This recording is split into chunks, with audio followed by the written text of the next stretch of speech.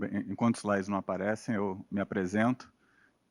Eu aprendi a programar num ônibus aos 9 anos de idade. A linguagem era BASIC. Eu sou velho. Na época, a gente não tinha computadores em casa, isso não era muito comum. Era um TK-83. Por alguma razão, as aulas eram dentro de um ônibus, pelo menos parte delas. E a minha grande motivação eram videogames, eu queria criar videogames. Eu fiquei muito empolgado porque tinha uma barra embaixo onde estava escrito Space. Eu fiquei empolgadíssimo com aquilo. Depois fiquei um pouco decepcionado quando descobri o que significava Space. Mas eu aprendi a programar e durante uns 3 anos eu programava sozinho, não tinha internet, e criava alguns joguinhos de texto, outros com gráficos. E aí, aos 12 anos de idade, eu fiz uma decisão de carreira muito ruim. Eu parei de programar videogames e passei a jogar videogames. Alguns anos depois dessa decisão desastrosa, eu comecei a fazer a faculdade de economia. Durante a faculdade, eu me interessei por matemática pura, e aí eu troquei de área, eu fiz o mestrado e o doutorado em matemática pura. E eu fui um acadêmico de matemática pura, dando aulas e provando teoremas bonitos e inúteis. Era matemática bastante pura, tá? E eu fiz isso durante uns 10 anos, incluindo o pós-doutorado e o trabalho no INPA e depois na PUC do Rio. E eu fiquei de saco cheio disso também. E eu trabalhei durante um tempo no mercado financeiro. Eu fiquei de saco cheio disso também. E acabei montando uma consultoria, que é a SLQ, que mistura tudo isso, porque ela é uma consultoria voltada para a economia, para finanças, ela certamente usa bastante matemática, bastante estatística, e eu acabei retornando à programação tardiamente, 25 anos depois de tê-la abandonado. Nessa palestra, eu vou contar um pouco a história de um projeto da SLQ que mistura todos esses ingredientes.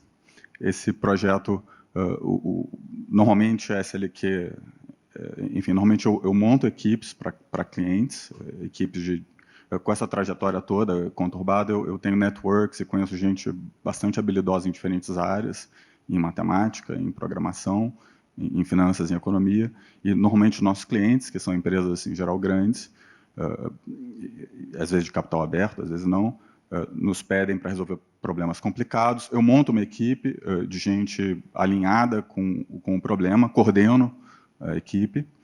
Nesse caso aqui não foi isso que aconteceu.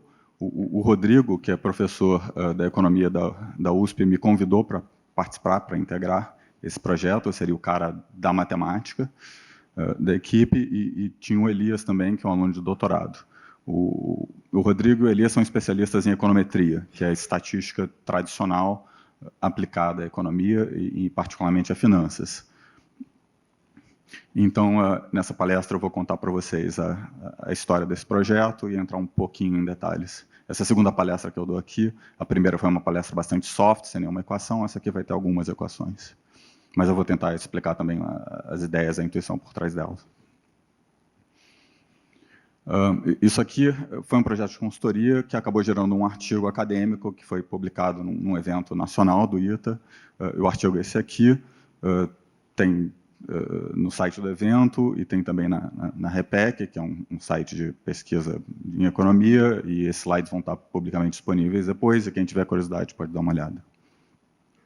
Isso aqui foi subproduto de uma consultoria para a Votorantim, uma consultoria paga. A Votorantim é uma holding, é uma empresa multinacional que começou no Brasil, mas hoje em dia tem subsidiárias pelo mundo todo. E o problema da Votorantim nesse projeto é que a grande maioria das empresas da Votorantim são fechadas, no sentido de que elas não estão listadas em bolsa, elas não são de capital aberto. E isso gera um problema quando você tenta analisar o risco, as métricas mais tradicionais de risco e de retorno dessas empresas e como elas se interrelacionam. Então, o problema da Votorantim, grosso modo, era dentro das empresas que a gente controla e mais algumas empresas que a gente poderia comprar, qual seria o mix ideal? Quais empresas a gente deveria comprar, sendo que elas são fechadas, a gente não tem o preço diário, a cotação diária das ações delas, e quais empresas que nós temos agora a gente deveria talvez pensar em vender. E eles criam um instrumento que ajudasse eles a quantificar isso. É claro que esse instrumento que a gente desenvolveu não vai servir automaticamente para tomar uma decisão, mas era para dar um certo feeling. Eles tinham maneiras, que eu vou explicar um pouco mais tarde, para estimar essas métricas, mas elas eram um pouco mais artesanais, elas tinham certas limitações, e o problema, a nossa solução acabou convergindo para machine learning. A gente não foi contratado para fazer um projeto de machine learning, a gente foi contratado para usar estatística, matemática, alguma coisa quantitativa e mais sistemática para resolver esse problema, para modelar um problema específico, e a gente tentou algumas coisas e a coisa acabou convergindo para ciência de dados, para machine learning. Isso aqui, então, é o subproduto de uma consultoria remunerada. Isso aqui não é um grande breakthrough, é um estudo de caso, é uma aplicação astuta, espero. E, enfim, não é um grande breakthrough conceitual, isso aqui não é o novo Fama French. Fama French é um artigo, são dois caras, mas que escreveram um artigo muito famoso lá atrás, e depois alguns outros. Tá? E para isso, eu imagino que a maioria de vocês não tem grande familiaridade com finanças, talvez alguns sim, mas a grande maioria não. Então, vou tentar explicar um pouco por alto o que é a fronteira eficiente, o que significa construir uma carteira ótima, ótima no sentido não de ser super legal, mas de ser a melhor dentro de um certo conjunto, o que é legal.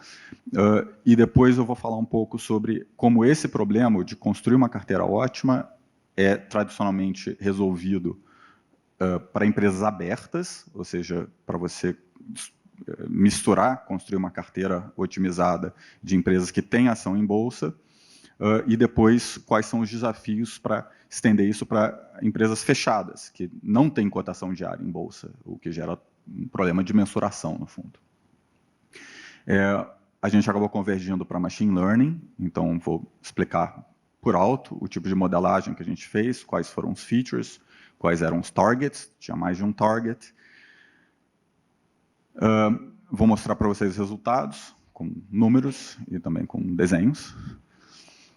E esse projeto a gente fez já faz uns 2 anos, e de lá para cá a gente aprendeu muito, eu certamente aprendi muito sobre o machine learning, então tem várias coisas que o Flávio de 2019 daria um chute no Flávio de 2017, porque, putz, a gente podia ter feito, devia ter feito isso.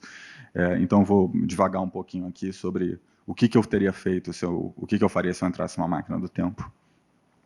E no final, eu vou devagar um pouquinho ainda mais sobre o que esse tipo de modelagem, como esse tipo de modelagem poderia ser aplicado para resolver outros problemas ou problemas correlatos do mercado financeiro.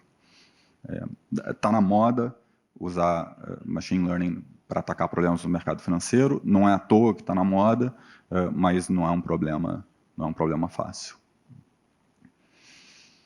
Isso aqui é um trabalho em conjunto com o Elias, aluno de doutorado da USP, e o Rodrigo, que é professor de lá, da economia da USP. Qual que é o problema? Então, agora vamos lá para a parte um pouquinho mais técnica.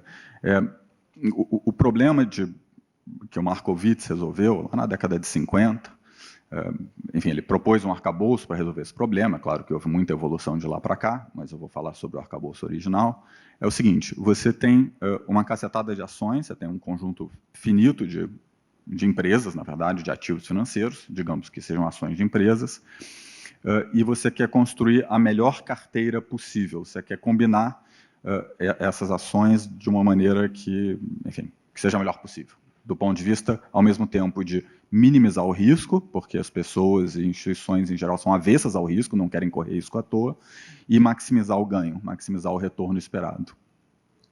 Tá? Matematicamente, isso corresponde a, dada cada uma das suas empresas, você tem uma grana, tá? Você tem lá 1 milhão, 1 bilhão de reais para investir, e você quer alocar determinadas proporções daquela grana, os pesos, tá, esses ômegazinhos aqui, para cada uma das empresas, sendo que cada um desses ômegas tem que ser maior ou igual do que 0, eventualmente é 0, se ele for 0, então é porque você não está investindo nem um pouco naquela empresa, você não vai comprar nada da OGX, sei lá, que é uma boa, e ao mesmo tempo, cada um dos ômegas tem que ser menor do que 1. De fato, a soma deles tem que ser exatamente igual a 1, tá? Porque você está alocando todos os seus R$1 bilhão em ações de certas empresas. Estou falando de ações de certas empresas, mas isso vale para ativos em geral, e em particular vale para quando os ativos são empresas fechadas.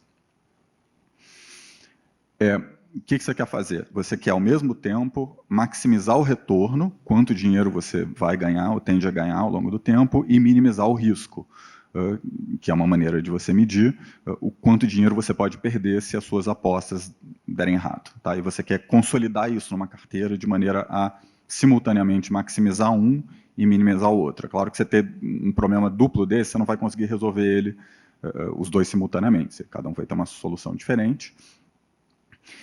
Então, a gente vai acabar misturando essas duas coisas, a gente vai criar uma métrica chamada razão de Sharpe para misturar as duas coisas, para ser uma métrica que, ao mesmo tempo, aumenta quando o teu retorno esperado aumenta e cai quando o teu risco aumenta. O que é o retorno? O retorno, em finanças, a gente pode decompor da seguinte maneira. Tem uma maneira em que você consegue ganhar dinheiro sem correr nenhum risco, que é você investir na taxa de juros básica da economia, que é essencialmente a taxa Selic no Brasil. Como é que você faz isso na prática? Você compra um CDB de um banco, você abre uma conta do Nubank, CDBs de bancos, em geral, rendem uma porcentagem menor do que 100% da Selic, tá? Da CDI. A Nuconta rende 100% do CDI, e é totalmente líquida, fica a dica. Mas você não está correndo risco nenhum. Sempre tem algum risco, um antigo chefe meu disse, sempre tem um risco, implícito ou explícito, mas o risco está muito próximo de zero. Se você, enfim, em particular, se você comprar títulos de tesouro atreladas à Selic, você consegue ganhar os 6,5% praticamente sem risco nenhum. Então, para um ativo ser interessante, o retorno dele, o retorno que ele tende a dar na média, o retorno esperado, tem que ser mais alto do que a Selic, porque senão, dado um ativo com retorno abaixo da Selic, para que investir nele? Com isso, um ativo que tem um retorno acima da Selic, você consegue decompor, ele tem que ser maior ou igual, ele tem que ser maior do que o retorno esperado dele, tem que ser maior do que do que a Selic, do que o CDI. Portanto, você consegue decompor o retorno esperado dele em a taxa livre de risco mais um prêmio de risco, que é o chamado retorno em excesso. Ele é em excesso porque ele está acima da taxa livre de risco. Taxa livre de risco é o Selic, que é o CDI.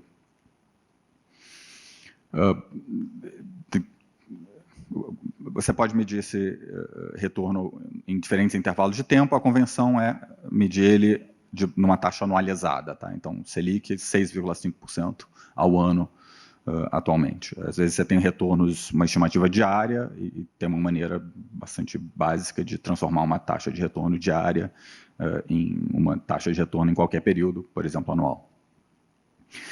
Já risco, então retorno você obviamente quer maximizar o teu retorno esperado. Já o risco é o quanto que os preços do seu ativo tendem a flutuar. Isso, em geral, você quer minimizar. O que você gostaria de ter no mundo perfeito é um ativo que faz assim, que sobe o tempo todo e que praticamente não oscila. Porque se um ativo oscila muito, tem um risco maior de você perder o seu dinheiro. Então, a gente mede risco como se você estiver falando de uma ação ou de qualquer ativo financeiro que tem uma cotação diária, que oscila diariamente, você pode pegar o desvio padrão dessa cotação diária e depois anualizar ela. E é isso que a gente chama, essa é a medida de risco que a gente vai usar aqui. Em finanças, ela é chamada de volatilidade. Então, a gente vai usar a volatilidade anualizada dos retornos do ativo, ou seja, de quanto que ele varia de um dia para o outro. Volatilidade, grosso modo, significa o quanto que o preço de um ativo tende a oscilar em média de dia para dia. Você tem volatilidade diária de 1%, significa que a cada dia ele mais ou menos, ele tipicamente sobe ou desce 1%. Tá? Mais ou menos, só para dar intuição do que significa volatilidade. No Brasil, a taxa livre de risco é o CDI, que é mais ou menos a Selic. CDI é a diarização da Selic, essencialmente. Selic é aquela taxa de juros que o Banco Central decide a cada, sei lá quantas semanas. O Markowitz foi um acadêmico americano que desenvolveu a teoria de Markowitz, que é uma maneira de você resolver matematicamente esse problema. Dado um certo conjunto finito de ativos com certas características de risco e de retorno, como é que você junta eles? Como é que você encontra as proporções ideais para obter a carteira com a melhor relação de risco e retorno?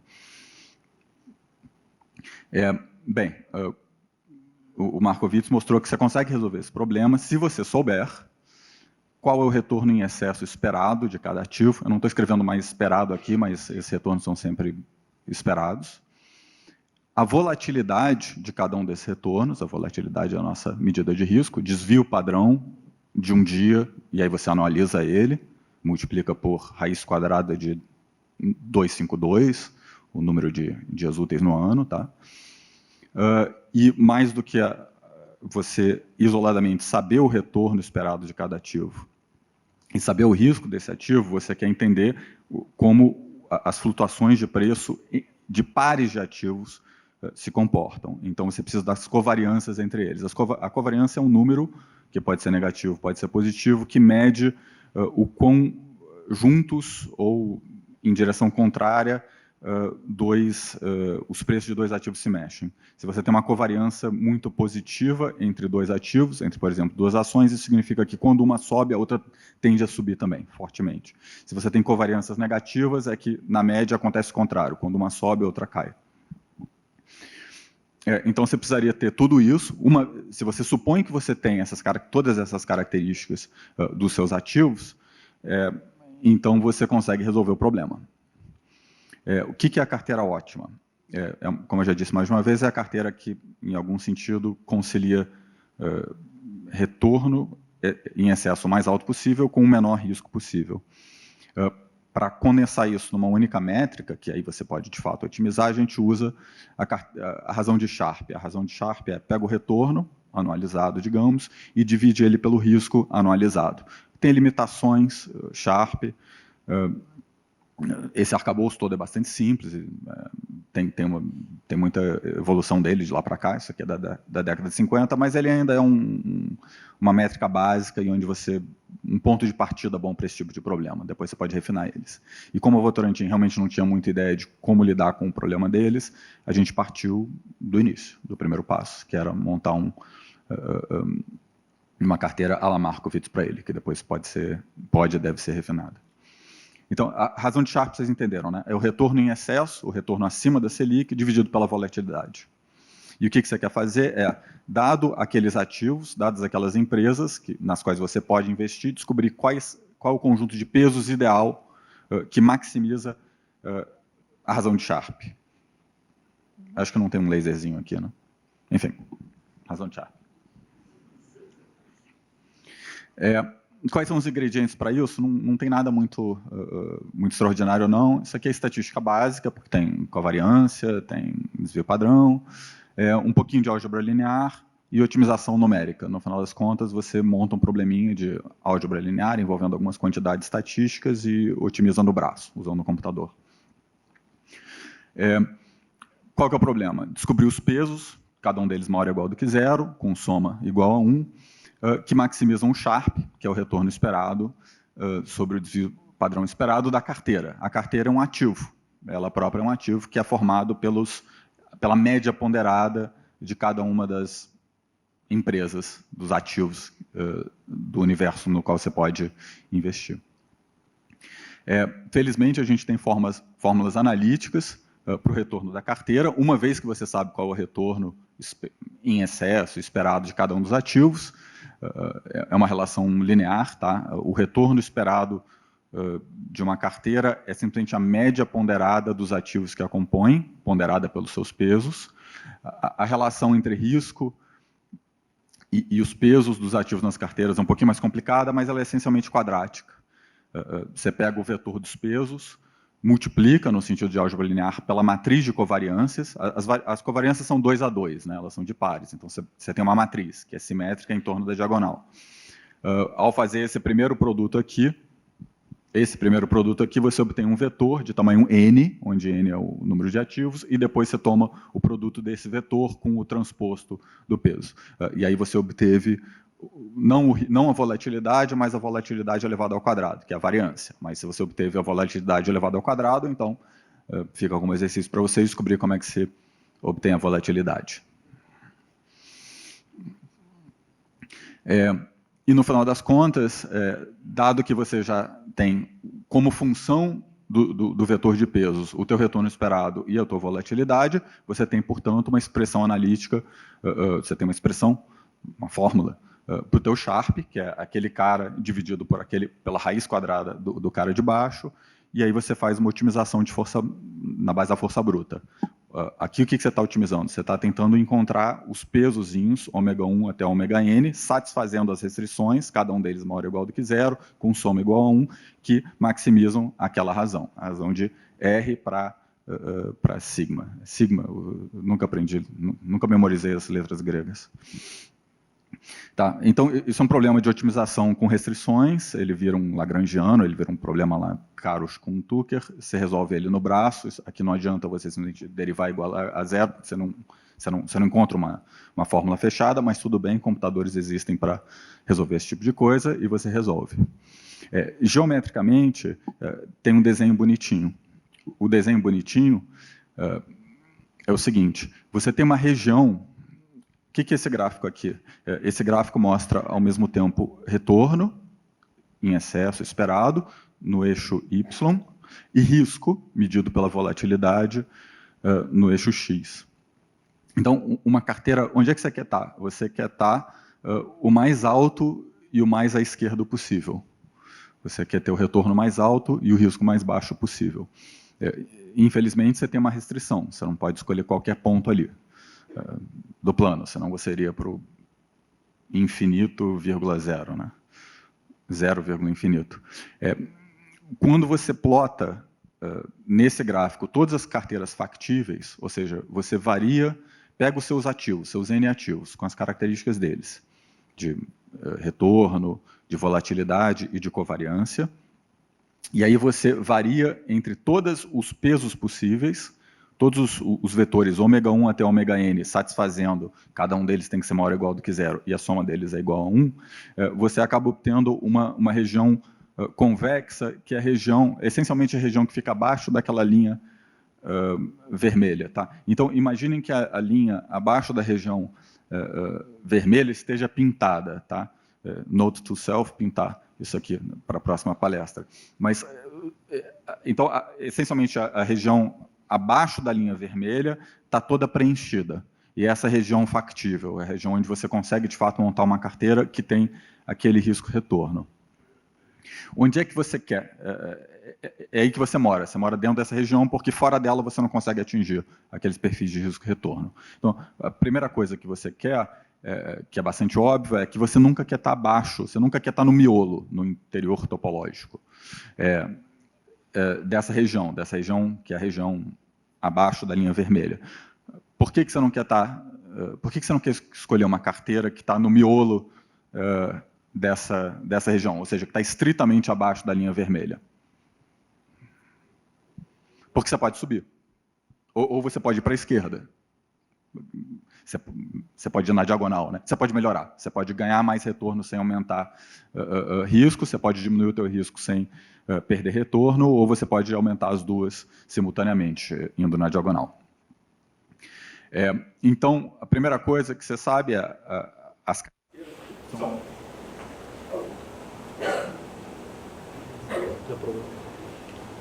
As carteiras que... Vocês conseguem me ouvir no final? Beleza. As carteiras que são potencialmente interessantes são sempre as carteiras que estão na linha vermelha. Essa é a linha que interessa. No final das contas, você quer escolher uma carteira, você quer escolher pesos, tais que esses pesos te dão uma carteira que está na linha vermelha, porque senão ela não interessa. Obrigado. Então, você quer estar na linha vermelha. Portanto, a linha vermelha é interessante, ela é especial, ela merece um nome, e o nome dela é Fronteira Eficiente de Markowitz. Agora, ela tem infinitos pontos. E qual é o ponto que interessa? O ponto que interessa é o ponto que maximiza a razão de Sharpe. O que é a razão de Sharpe? A razão de Sharpe é o retorno em excesso, tá? Dividido pela volatilidade. A volatilidade é o eixo X. Agora, você tem um juros básico na economia, a taxa livre de risco, que é aquela ali, ó, taxa livre de risco. A Selic praticamente não oscila, então você pode dizer que o risco dela é zero, a volatilidade dela, de fato, é próxima de zero. Então, ela aparece ali como um intercepto no eixo Y. O que significa você maximizar o Sharpe da sua carteira, dado que você tem que estar na fronteira eficiente, na linha vermelha, é você encontrar o ponto na linha vermelha, tal que o ângulo entre a taxa livre de risco, estou abusando da anotação, mas aquele ponto ali que corresponde à taxa livre de risco, que tem risco zero, mas tem algum retorno, que é 6,5% atualmente na economia brasileira, 6,5% ao ano. Você quer maximizar o ângulo dessa reta. Tá? Então, entre todas as retas daquela curva vermelha, você quer encontrar qual é o ponto que maximiza essa inclinação. Essa inclinação aqui. E geométrica, outra observação, essa reta, essa curva vermelha, na verdade, ela é uma hipérbole. Isso dá para provar analiticamente, ela tem um formato de uma hipérbole, ela é, portanto, côncava. E com isso ela vai ter um único ponto que satisfaz isso, que geometricamente é o ponto de tangência. Você começa ali no ponto que corresponde à taxa livre de risco e você traça a reta, você vai variando os ângulos da reta até você tangenciar a linha vermelha. E ao fazer isso, você obteve o maior ângulo, a maior inclinação e, portanto, a maior razão de Sharpe. A razão de Sharpe é esse ângulo, se a gente parar para pensar um pouco, possível. Então, a carteira ótima, a carteira que nos interessa, a que maximiza a razão de Sharpe, é justamente essa daqui, esse pontinho verde aqui. Entenderam? Isso não é uma demonstração, é só um argumento heurístico, enfim, é uma visualização do que a gente está tentando fazer. Então, enfim, se você tem uma cesta de empresas abertas, como é que você obtém a carteira ótima? Bem, em princípio, você teria que saber qual é o retorno em excesso esperado de cada uma das empresas, saber qual é o risco delas, a volatilidade e como é que os preços delas, as variações dos preços delas se relacionam entre si. E você tem um bom proxy para isso, que é o retorno, que são esses valores realizados historicamente. Por quê? Porque se as suas empresas são abertas, elas têm cotação em bolsa. Se elas têm cotação em bolsa, você sabe o valor delas a cada dia do ano, desde que elas passaram a ser empresas abertas. Então, você consegue calcular tudo isso historicamente. Tá? Tem uma sutileza aqui, que você está olhando o passado e retornos passados não garantem retornos futuros e também covariâncias passadas não garantem covariâncias futuras. Essas coisas são dinâmicas, elas variam com o tempo, mas a gente só tem o passado, a gente não tem o futuro, infelizmente, então a gente usa o passado como um proxy para o futuro. Tá? Enfim, isso é uma ressalva muito importante, na verdade, mas eu vou meio que ignorar ela. Tá. Então, com o arcabouço de Markowitz, que eu acabei de explicar para vocês, o que você faz? Você pega cada uma das suas empresas nas quais você pode investir, calcula a volatilidade dela, é uma continha simples, calcula o retorno realizado dela, quanto que ela rendeu a mais do que a taxa Selic, a taxa livre de risco, em cada momento do tempo, tá? Tem que tomar um pouquinho de cuidado com essas contas, calcula a covariância entre os retornos das ações delas e maravilha, você já tem todos os ingredientes para fazer o seu bolo e a receita do bolo é o arcabouço de Markowitz que eu acabei de explicar para vocês, que vocês já sabem qual é. Ótimo. Tá, tem essa observação, desempenho passado não garante desempenho futuro, mas isso é uma ressalva super importante sobre a qual não vou falar mais. Tudo bem. Agora, o que acontece quando você traduz esse problema para o problema que a Votorantim tem? Seria muita pretensão dizer tinha, mas que a Votorantim estava enfrentando naquele momento. Que você tem um universo de empresas fechadas, que são empresas, geram dinheiro, lucro, etc., mas você não tem o preço delas ao longo do tempo. Você certamente não tem o preço delas cotado diariamente. E se você não tem preços cotados diariamente, você não vai simplesmente poder olhar o histórico passado dela e dizer a volatilidade é essa. O retorno é esse. Retorno, talvez, mas você não vai ter muita precisão. Você vai ter muito poucos data points, tá? Para conseguir estimar essas coisas, mesmo historicamente, mesmo olhando o passado. Você não tem preços diários. Então, no final das contas, o que a gente precisa ter, mas a gente não tem, pelo menos não de maneira imediata, olhando o passado dessas empresas? A gente não tem os retornos delas, a gente não tem as volatilidades delas, e a gente não tem as covariâncias entre os preços delas, entre os retornos dos preços delas. O que o pessoal faz? Bem, esse não é um problema inédito, tentar entender o perfil de risco e retorno de empresas fechadas é um problema antigo e bastante natural. A literatura e também a prática, a indústria, tem várias maneiras de atacar esse problema. A gente deu uma olhada, testamos, ou pelo menos estudamos várias abordagens para tentar atacar esse problema. Novamente, o nosso projeto de consultoria inicialmente não era um projeto de data science, de machine learning, ele era um projeto de finanças aplicadas usando algum tipo de matemática / computação.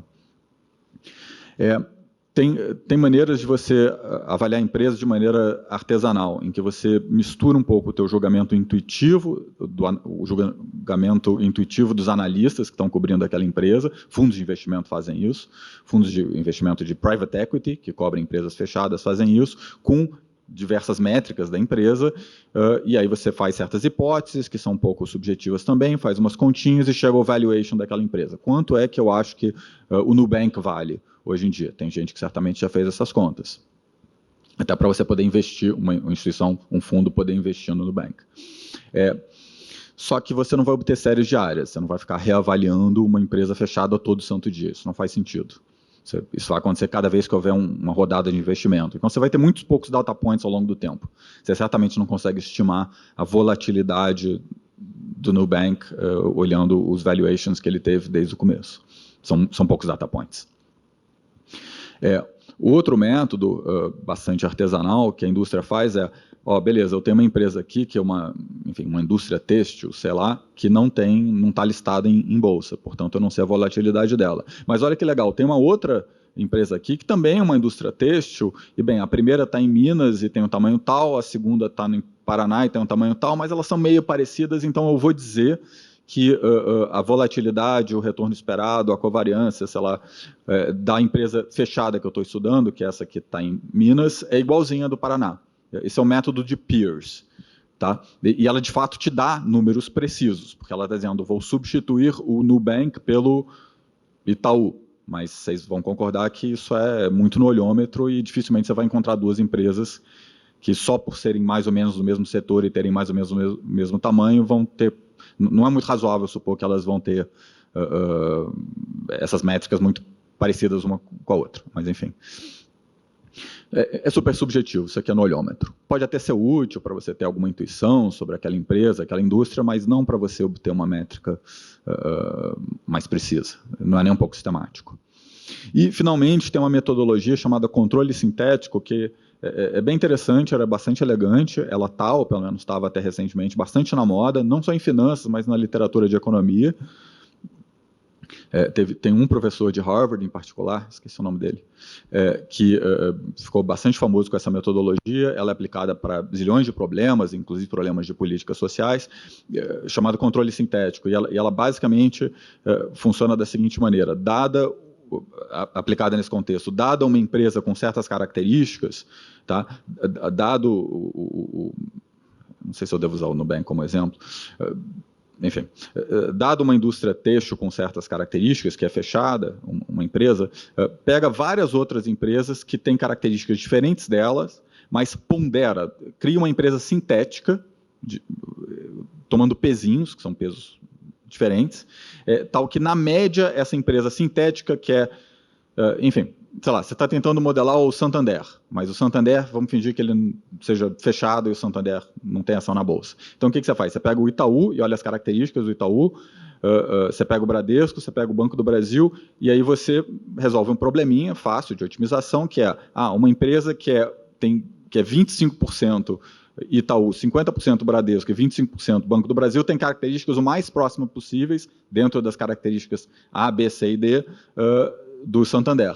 Portanto, um Santander, aí você calcula a volatilidade, o retorno esperado dessa empresa sintética, que é essa média ponderada de outros bancos, e chuta, que o Santander vai ter exatamente essas características. Tá? E esse é, grosseirissimamente falando, o método controle sintético. Por um lado, ele ele é mais sistemático do que os outros, né? Ele depende menos de intuição subjetiva. Mas, quando você começa a mexer nele, você descobre que, na verdade, tem várias alavancas meio escondidas ali. Por exemplo, quais são as características da empresa que você vai ou não vai colocar no teu modelo na hora de criar essa empresa sintética. E, de fato, tem um paper bem bacana, e, aliás, são acadêmicos brasileiros. O paper é na literatura internacional, mas esses caras são acadêmicos brasileiros, que mostra o quanto que o controle sintético é manipulável. Basicamente, eles pegam uns exemplos e dizem, olha, a gente trocando aqui a escolha de variáveis, a gente consegue chegar à conclusão A, a conclusão contrária de A e a conclusão B. Tá, novamente, estou simplificando para burro. Mas essa metodologia ela é bastante... Para certos tipos de problema ela deve ser adequada, mas ela é bastante manipulável e certamente... Ela tem graus de liberdade demais, que estão nas mãos do analista e que, de fato, levam a conclusões muito diferentes. Então, a gente descartou isso. No final das contas, a gente acabou convergindo para o machine learning, que era algo que já me interessa há muitos anos, e essa foi uma oportunidade de sair de um datasetzinho, Iris... sobreviventes do Titanic e aplicar no mundo real. Então eu falei, vamos usar o Machine Learning. E foi legal porque o Elias e o Rodrigo, apesar de serem econometristas, têm a cabeça bastante aberta em termos de metodologia. Então, eles compraram a ideia, o Elias em particular meteu muito a mão nisso e acabou ficando uma coisa legal. Então vamos usar Machine Learning. Por quê? Porque a gente vai usar o Machine Learning pelo seguinte, a gente tem várias bases grandes de empresas abertas. Para cada uma dessas empresas abertas, a gente consegue calcular essas características delas ao longo do tempo, volatilidade, retorno esperado, covariância entre pares delas. E a gente também tem bases mais amplas ainda, ou seja, abarcando um universo maior de empresas, aí tanto abertas quanto fechadas, em que a gente tem várias métricas internas das empresas, porque elas têm que ser publicadas trimestralmente, sei lá, nos balanços. Então, qual que é a ideia? A gente vai estimar cada uma dessas 3 variáveis, que nos interessa estimar para empresas fechadas, a partir de dados contábeis, e também características, como qual setor da indústria você está.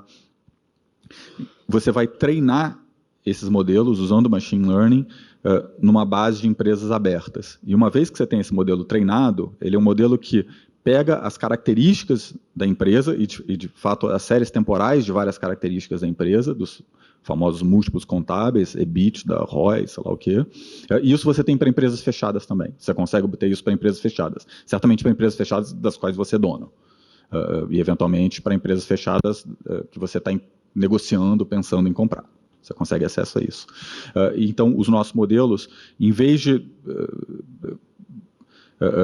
simplesmente olhar o preço de cada uma das empresas abertas e simplesmente computar o retorno esperado, a volatilidade, as covariâncias, eles usam essas 3 variáveis, são 3 modelos, portanto, como targets de modelos de machine learning, cujos features são as características contábeis / setoriais das empresas abertas. E aí você tem um modelo. E uma vez que você tem um modelo que não depende do histórico de preços, você pode aplicar esses modelos para empresas fechadas, para as quais você tem as mesmas features disponíveis. Então, essa é a ideia. O que a gente fez? A gente pegou uma base de cerca de 1.000 empresas abertas, no Brasil e nos Estados Unidos, foi o que a gente conseguiu com um número grande de features na época. Essa base não era tão grande assim, porque a gente purgou empresas small caps e large caps. As empresas da Votorantim não são nem grandes nem pequenas demais, em termos do valuation delas. Então, e a gente sabe que empresas pequenas se comportam de maneira muito diferente, do ponto de vista de risco e retorno, do que empresas médias, que, por sua vez, se comportam de maneira muito diferente de empresas muito grandes.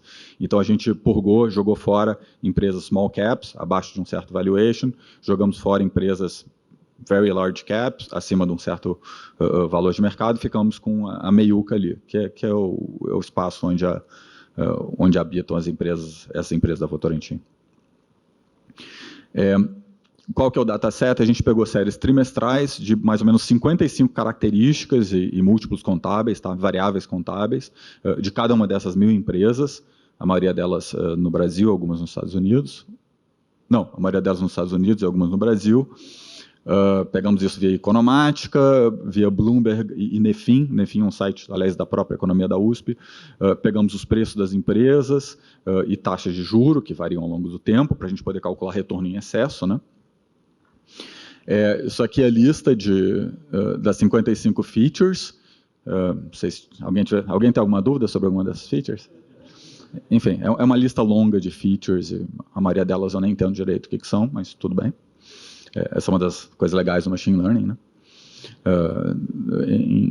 Em nossa defesa, o Elias e o Rodrigo certamente entendem um subconjunto muito maior dessas variáveis do que eu, e elas incluem coisas características como país, no caso só tem 2, Estados Unidos e Brasil. A gente gostaria de incluir outros, e hoje em dia eu saberia incluir outros, mas na época eu não era tão bom em pegar dados financeiros assim. Setor, é indústria, é banco, o que é. A Votorantim, aliás, ela está disseminada, ela tem banco, ela tem indústria, ela tem muita coisa, tá? E aí métricas contábeis como EBITDA, que é uma medida de receita, de lucro. Várias medidas de alavancagem, ROI, que é uma medida de retorno, etc, etc. E qual que é o problema? Bem, aqui está escrito o que eu falei, temos 3 variáveis, e portanto vamos ter 3 modelos. Para cada uma das variáveis, retorno, volatilidade, correlação, a meta é obter uma função, que vai ser um modelo treinado de machine learning, que vai do espaço das variáveis contábeis, aliás eu deveria dizer variáveis contábeis, vírgula, determinadas características da empresa, como tem variáveis categóricas aí, tá? País e setor, pelo menos. Acho que tem outras, não lembro. E que cospem um número, que para um dos modelos vai corresponder à estimativa que o modelo dá do retorno em excesso daquela empresa, para outro a volatilidade e outro a covariância. Ali eu botei correlação, mas não, é covariância. Como é que a gente fez? Isso é um problema de machine learning, que a gente fez, novamente, nosso universo é o universo de empresas abertas. A gente está treinando no modelo de empresas abertas para obter modelos que no final a gente pode aplicar para empresas fechadas. As empresas abertas são o nosso set labeled, em que a gente sabe os labels. E as fechadas a gente não tem os labels, mas a gente tem os features. Tá? A gente fez um split 70-30, balanceado por classes, que eram país e setor, acho que essas eram as únicas 2 categóricas. Fizemos um tuning, a gente experimentou com tudo isso, teve todo um aprendizado aí, com 5 folds, validação cruzada com 5 folds, no training set, fomos disciplinadinhos, separamos training de testing, treinamos no training, testamos no testing. E a gente fez um feature engineering meio grosseiro, mas foi o que deu para fazer no tempo que a gente tinha, que é que a gente pegou, foi uma espécie de spam de feature engineering. A gente pegou 14 transformações que a gente bolou, várias delas vêm da literatura, calculou o desvio padrão daquilo, calculou a média, a taxa média exponencial de crescimento, zilhões de coisas, zilhões não, 14, e a gente aplicou elas a cada uma das variáveis, tá? Algumas delas não fazem muito sentido, muitas delas não fazem muito sentido, tá? O que significa o desvio padrão da depreciação da empresa? Não significa nada, mas tudo bem, porque modelos de machine learning conseguem fazer essa distinção. Em particular, modelos de feature selection, de filtração de feature, conseguem jogar coisas que eles percebem que isso aqui não está agregando informação nenhuma. Então, a gente fez esse spam para cada uma das variáveis, lembrando que eram 55 features. Por um lado, isso foi legal, porque para cada uma as nossas features, as nossas 55 features, elas eram séries temporais, tá? Com várias observações, trimestrais ao longo de 15 anos, algo assim. Então, você tinha um dataset imenso, e ao aplicar essas 14 transformações nessas séries temporais, tá? Nas colunas dessa variável, linhas, colunas, não sei, mas você achatou elas. Então, em vez de você trabalhar com o histórico todo, como é que o ROI da empresa variou ao longo de 15 anos, você extraiu 15 features a partir do ROI, 14 features a partir do ROI, tá? Taxa exponencial de crescimento, desvio padrão, não lembro mais o que a gente fez. Isso é legal. Então, você achatou, e uma vez que você achatou, que você condensou essas séries temporais, que para cada empresa você tinha 55 séries temporais, e você achatou elas numa linha só. Então, para cada empresa, você passou a ter uma linha só. Essa é a boa notícia. Então, se você tem uma observação em cada uma das linhas e várias features, e as features ao longo das colunas, legal, esse é um formato bacana para você usar um modelo de machine learning, tá? Você achatou o tempo. A notícia ruim é que a gente tinha algo da ordem de 700 features. Então, eram 700 colunas. Para cada empresa correspondia a uma linha, mas você tinha 700, algo da ordem de 700 colunas. Isso é feature demais para observação de menos, lembrando que eram cerca de 1000 observações. O que traz a necessidade de fazer uma seleção de features, de usar filtros, né? O que a gente usou? A gente experimentou pra caramba, tá? Mas, essencialmente, a gente usou laço para os modelos lineares. A maioria dos nossos modelos a gente consegue classificar como modelos mais ou menos lineares, a gente usou muita coisa, mas como o próprio laço, Ridge, OLS, diferentes coisas mais ou menos lineares. SVM linear, a gente disse que era linear. E Boruta, que é um algoritmo de seleção de features baseado no Random Forest. De fato, ele é um Random Forest que vai meio que sorteando variáveis e vendo para cada variável, se você sorteou aquela variável. Sorteou, tipo assim, você esculhambou a ordem dela, quanto poder previsivo você perdeu. Se você perde muito poder de previsão de uma Random Forest ao esculhambar uma das variáveis, é porque aquela variável tem bastante poder. Se você esculhambou aquela variável, vocês entenderam o esculhambar, né? Se você permutou aleatoriamente as observações daquela variável e o teu modelo não perdeu poder preditivo, aquela variável é lixo, você joga ela fora. Tá, então a gente fez feature selection, ela reduziu o conjunto de features para um número civilizado de features, depende de cada uma dos 3 modelos, mas foi algo entre 50 e 100 e alguma coisa, que aí já fica um pouco mais razoável, não sei se chegou a 100, enfim. E a gente usou o Boruta para modelos baseados em árvores, porque Boruta é baseado em árvore, portanto ele vai funcionar bem com modelos baseados em árvore, né? Enfim. Mas funcionou. Certamente funcionou bem para o Random Forest, funcionou também para Graded Boosted Tree. O que a gente testou? Lista incompleta, acho que é incompleta. SVMs de diferentes tipos e sabores, laço, ridge, elastic net, que é uma mistura, é uma combinação convexa otimizada de... Tem um terceiro parâmetro, numa ponta ele é um laço, na outra ponta ele é ridge, e aí ele tem um parâmetro que te diz quão perto você está de cada dois. Só isso. Esse é o Elastic Net. Random Forest, Graded Boosted Machine. No final, a gente fez um ensemble para tentar otimizar a performance ainda mais. O ensemble feito bonitinho nos folds e só depois testado no testing set. Como benchmark, a gente usou regressão linear com mínimos quadrados. Tá? Nos primórdios desse projeto, tinha uma pessoa estava insistindo muito que machine learning é modinha, e isso é uma bobagem, e se você usar regressão linear bem feita, você vai obter resultados melhores e, além disso, mais explicáveis e interpretáveis do que os obtidos via esse hypezinho de machine learning. Isso me deixou meio mordido. Observação nessa brincadeira toda. Tem uma hipótese implícita, que não é trivial, que você tem um comportamento semelhante de empresa. Você tem um comportamento semelhante de empresas abertas e fechadas, utilizando a relação entre as variáveis contábeis deles e as características financeiras de cada uma delas. Eu estou fazendo uma bobagem, apertando isso.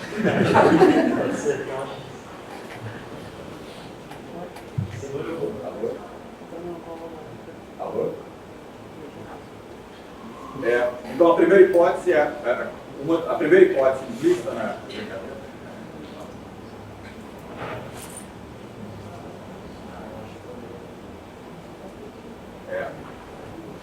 A primeira hipótese implícita é que empresas, a função, a verdadeira função que a gente está tentando estimar, que associa as variáveis contábeis de uma empresa aberta às suas características de risco e retorno, as 3 variáveis aí, retorno, volatilidade e covariância, é a mesma, ou pelo menos é muito próxima da função que associa as características contábeis de empresas fechadas com as suas métricas de risco e retorno. A segunda observação é que isso aqui não é um exercício de forecasting, a gente não está tentando prever o futuro, ele é um exercício de backcasting, que a gente já tem histórico que a gente está tentando ver. Obrigado. Dado um passado de uma empresa, qual teria, dado uma empresa fechada, cujo histórico de variáveis contábeis você conhece, qual teria sido o risco e o retorno dela, e a relação entre os riscos delas. Tá, esse é o exercício. Ele não é previsão, não é olhando para o futuro, é olhando para o passado. Mas aí tem uma segunda, terceira, sei lá, hipótese implícita, que os padrões no futuro devem ser mais ou menos parecidos, devem ser mais ou menos estáveis, ou tem alguma persistência, então vale a pena a gente entender o passado. Uma coisa bacana é que esse método, no fundo, ele combina, só que de maneira bastante sistemática, empresas comparáveis, porque o que esses modelos estão tentando fazer, implicitamente, é pegar empresas parecidas. Eles vão fazer isso, né? Eles vão pegar empresas meio parecidas e dizer, olha, para essa empresa aqui, ela vai se comportar de maneira aproximadamente igual a de outras empresas meio parecidas. Isso acontece implicitamente quando você treina um modelo de machine learning. E, ao mesmo tempo, tem um quê de controle sintético, né? O controle sintético é quase que um machine learning meio tosco, de você pegar uma média ponderada e ficar o mais próximo possível dos features e aí dizer, essa empresa aqui, os targets vão ter o comportamento que é dado pela média ponderada. Vocês entenderam, né? Ou talvez não. Mas, enfim,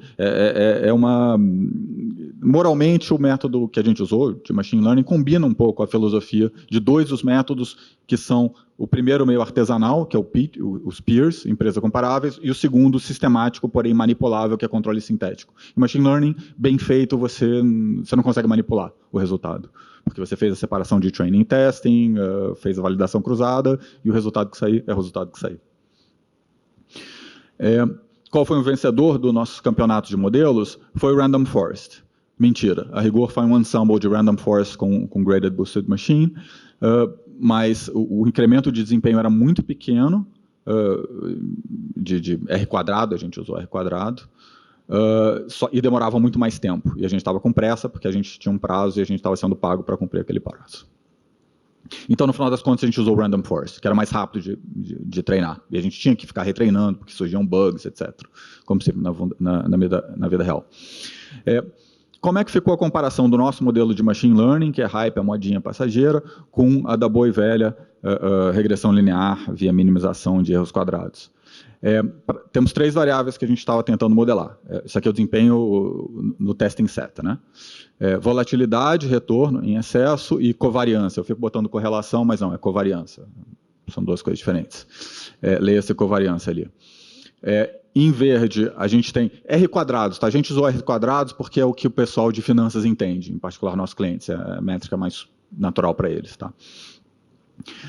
50% de R quadrado, você explica metade da variância da volatilidade com um modelo desse, de Random Forest, contra 15% de regressão linear. Para retorno, algo em torno de 40% para Random Forest, para 5% para regressão linear. Para covariância, algo em torno de 45% para Random Forest, para também algo em torno de 5% para regressão linear. É muito melhor, ou pelo menos é muito menos ruim. 2 observações. Em finanças, está aqui lei de Flávio. Em finanças, toda vez que você obter um R quadrado fora da amostra no testing set maior ou igual do que 90%, assim, finanças, modelagem de ativo financeiro, você está mentindo ou você está errado. Tá? Esse tipo de coisa, ou seja, modelar retornos, por exemplo, de ativos financeiros fora da amostra, 40%, 50% é bastante decente.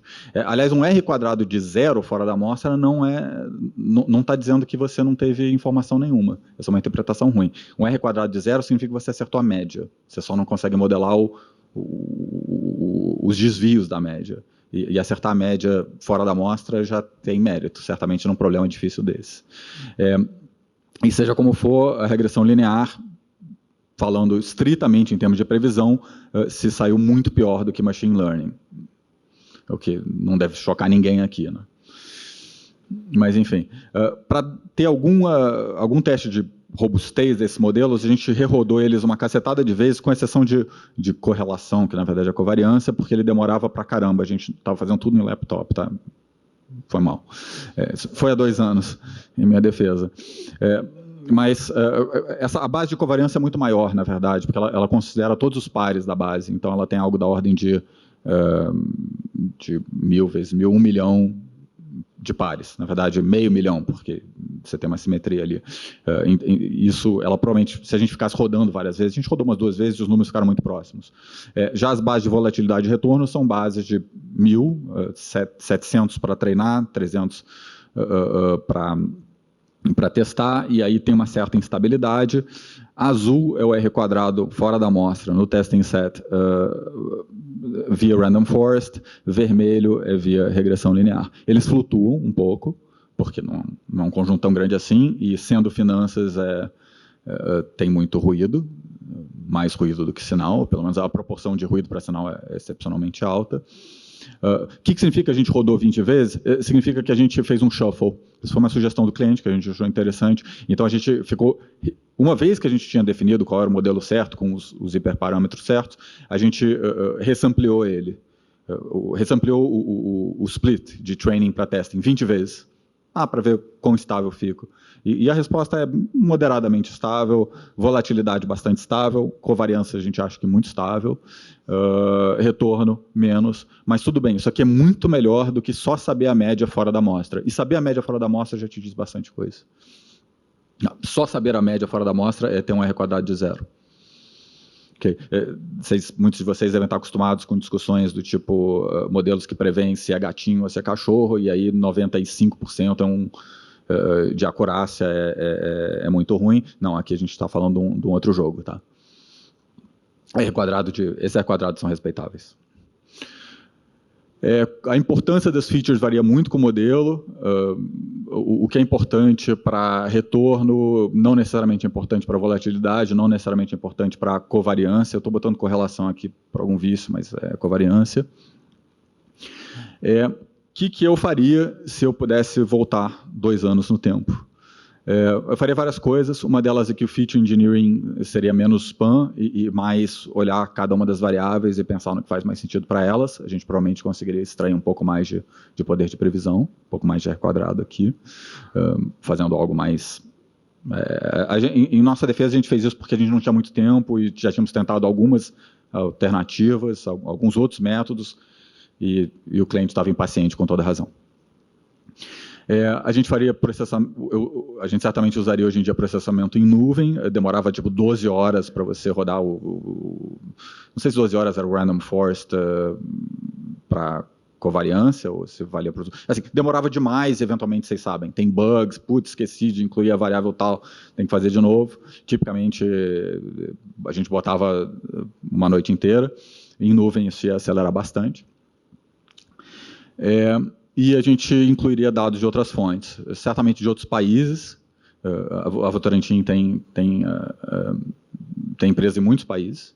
E a gente sabe, aliás, a gente fez experimentos, ter dados de empresas brasileiras melhora a previsão de empresas americanas, e ter dados de empresas americanas melhora a previsão de empresas brasileiras. Tem alguma universalidade aí, tem características certamente nacionais, mas botar mais países, inclusive países onde não tem empresa Votorantim, provavelmente seria uma boa.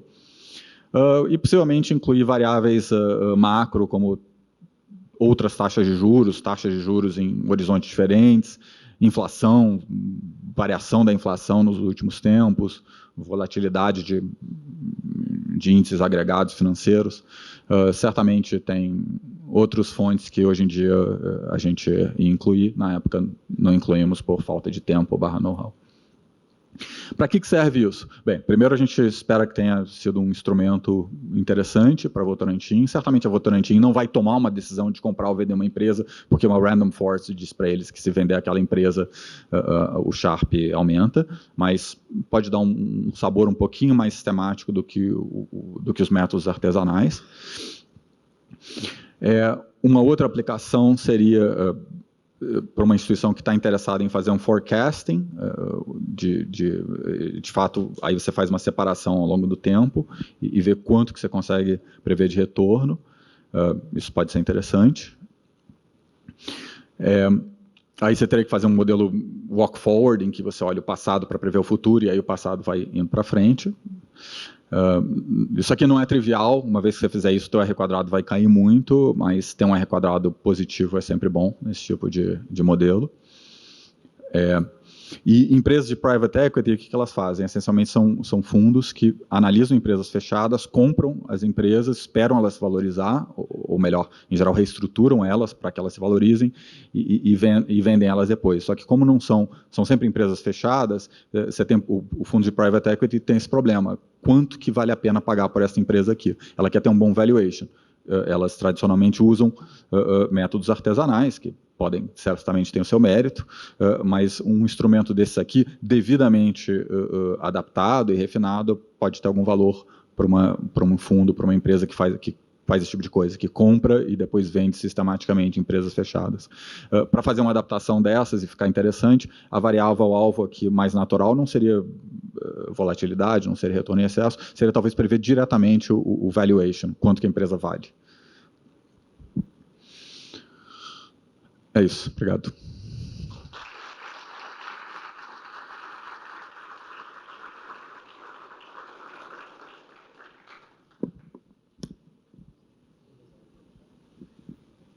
Senta aqui.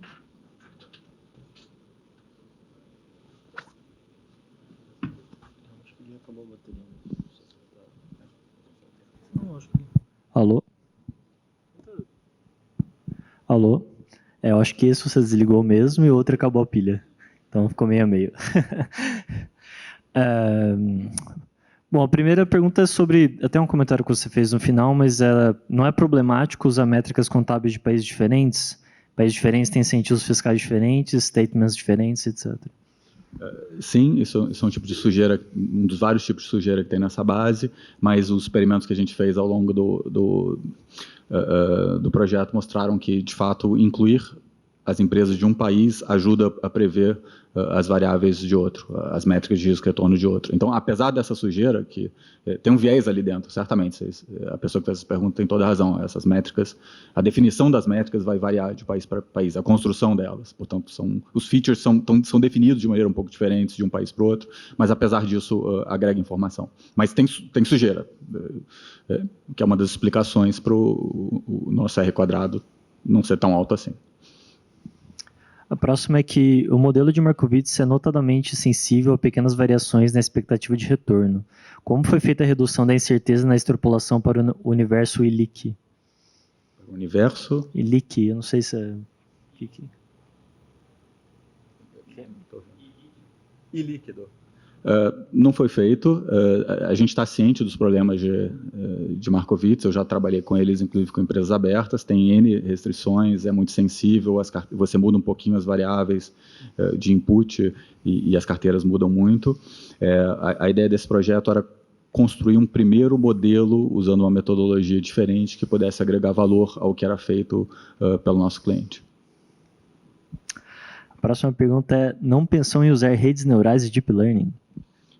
Não. Boa. São 1000 observações, fala sério. Para complementar, acho que em dado tabular, rede neural e Deep Learning ainda não é uma solução viável, geralmente. Essa abordagem de utilizar Markowitz para empresas fechadas foi inovadora ou já existiam trabalhos publicados com essa solução? Eu não achei. Dei uma catada no Google, não achei não. Se alguém já teve essa ideia, parece não ter publicado, ou ainda não teve. É possível que algum fundo de VC, de private equity, esteja fazendo esse tipo de coisa, é até provável. Mas publicado, que eu saiba, não. Que eu saiba, o nosso artigo é o primeiro. Quais são os principais pontos frágeis desta modelagem? Na seção de como melhorar, eu acho que tem implicitamente ali algumas fragilidades. Eu diria que um dos grandes pontos fracos, tem dois. Que eu mencionei na palestra. O primeiro é que o que acontece no passado não necessariamente vai acontecer no futuro, então, em termos de forecasting, a coisa tende a ter muito menos poder previsível do que a gente fez. O que a gente fez foi um backcasting. Qual teria sido, deveria ter sido a rentabilidade, a volatilidade dessas empresas. Esse é um, e o segundo eu esqueci qual é. Estava tentando lembrar agora, me deu branco. A próxima é... Acho que eu vou ter... Empresas abertas devem seguir regulamentação, controles que as fechadas não possuem. O risco das fechadas não é maior? Você considera isso na modelagem? Duas observações. A primeira é que eu lembrei qual era a segunda parte da pergunta anterior, e a outra fragilidade é o próprio modelo de Markowitz. Ele tem vários problemas, ele tem sensibilidade às condições iniciais, ou seja, a carteira ótima pode variar radicalmente se você variar um pouquinho as covariâncias, as volatilidades. Outro problema do Markowitz é que ele tende a gerar carteiras concentradas demais. Ela tende a escolher umas 3 empresas e dizer, bota tudo lá, e isso não é uma boa diversificação. Tem maneiras de você ajustar isso, quando você está montando uma carteira otimizada lá Markowitz, isso eu já fiz em outros projetos, mas não é trivial. E a segunda observação é que, claramente, o problema do microfone não foi minha culpa, ao contrário do que o Luiz, da acusação injusta que o Luiz fez há alguns minutos. Eu não deveria ter feito uma previsão usando um data point, me desculpa.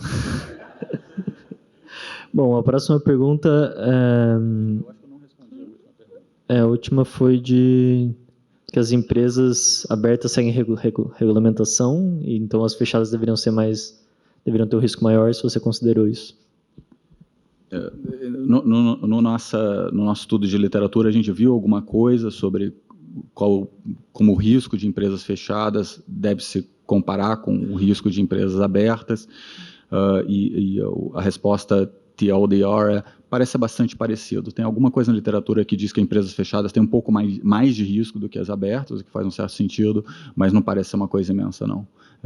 Se você tem uma estimativa baseada em empresas abertas, você deve estar no mesmo ballpark, tá, do risco verdadeiro das empresas fechadas. E, novamente, esses modelos, a gente sabe que eles não vão ter R quadrados super altos, então, tudo bem, a gente deve estar perdendo um pouquinho de acurácia aí, quando a gente for aplicar no mundo real, e tudo bem. Outra pergunta é se após a criação do modelo foi possível checar se as variáveis mais influentes correspondiam ao esperado pela literatura, ou se teve alguma surpresa? Não sei se eu entendi bem a pergunta. Se a pergunta é se as variáveis as features que eram importantes, que se mostraram importantes nos modelos, eram as features que a literatura prevê, a resposta é não. Tem surpresas. Eu já não lembro quais, mas entre as variáveis que apareceram como sendo as mais importantes de cada um dos modelos, tem algumas ali que, de acordo com a literatura, não deveriam aparecer. Simplesmente porque não tem muita intuição econômica, financeira, para por que diabos essa daqui deveria ser mais importante do que essa. Só que o fato é que elas são, pelo menos elas são empiricamente. Espero ter respondido a pergunta. E a última é como a não observação das premissas do modelo de Markowitz, como não arbitragem, custo de transação zero, etc., afetou a modelagem. Custo de transação. Esse aqui não é um modelo de trading, então o que nos interessava, de fato, era ter uma estimativa o mais objetiva possível, o mais preciso possível de retorno esperado, de volatilidade. Então, enfim, custo de arbitragem para trading, por exemplo, é super importante, condição de não arbitragem é importante na literatura, mas não vejo por que seria um problema especialmente relevante aqui. Bom, pessoal, a gente vai terminar por aqui. Eu convido o Flávio para continuar aí no Happy Hour, na parte das pizzas, e responder as dúvidas que vocês ainda tiverem sobre a apresentação.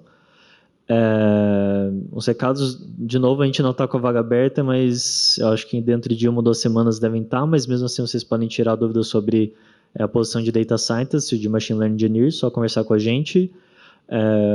Quem tiver apresentações, estiver interessado em apresentar, na página do Meetup, na página inicial mesmo, tem um formulário lá para você submeter a sua apresentação. O perfeito é que você submeta já com algum slide, algum rascunho do que seria, e para a gente conseguir dar uma olhada, mas qualquer coisa a gente vai conversando até refinar o conteúdo. E, bom, agradeço mais uma vez vocês terem vindo, mesmo uma noite tão fria, superaram as expectativas. E a pizza ela é servida na Day One, então vocês saem aqui do auditório, viram à esquerda, vocês vão estar no café. Aí, de novo, à esquerda vai ter uma piscina de bolinhas, vocês vão passar a piscina de bolinhas, e aí um segurança vai liberar a catraca para vocês, porque vocês estão com uma pulseirinha, e aí depois da catraca vocês viram à direita, e lá estão servidas as pizzas, e é isso. Muito obrigado e boa noite.